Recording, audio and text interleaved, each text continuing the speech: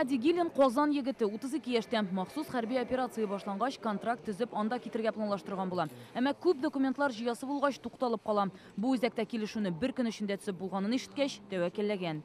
Родину защищать. Ватанны саклыйсым килә, гаиләм, туганнарым зыян күрүен теләмим. Хәрби комиссариат мәгълүматына караганда, килешү буенча хәрби хезмәткә китергә теләүчеләр саны былтыргы белән чагыштырганда 3 тапкырга арткан. Әмма моңа кадәр аларга төрле медицина оешмаларында тикшерү узырга, белешмәләр җыярга кирәк иде, ягъни документлар әзерләү генә атналар, айларга сузылган. Батыр үзәгендә бу эш бермә-бер тизрәк башкарыла.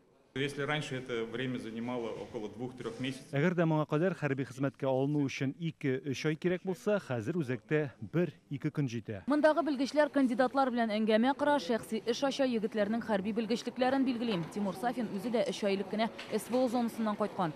Хәзер килүчеләрнең ул турыдагы теләсә кайсы сорауына җавап яки киңәш бирә ала.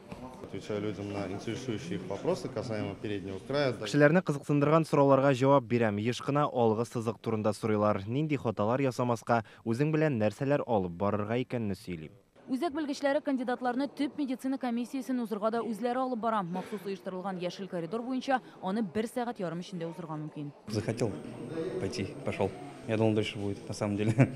Чтобы, во-первых, и людям было доступнее. Кешеләргә дә җайлырак булсын, эштә тизрәк барсын өчен махсус үзәк ачу карары кабул ителде. Шул ук вакытта комиссариатлар да эшли. Гражданнар монда да яшәгән урыны буенча комиссариатка да мөрәҗәгать итә ала. Кемгә ничек җайлы һәм якын инде.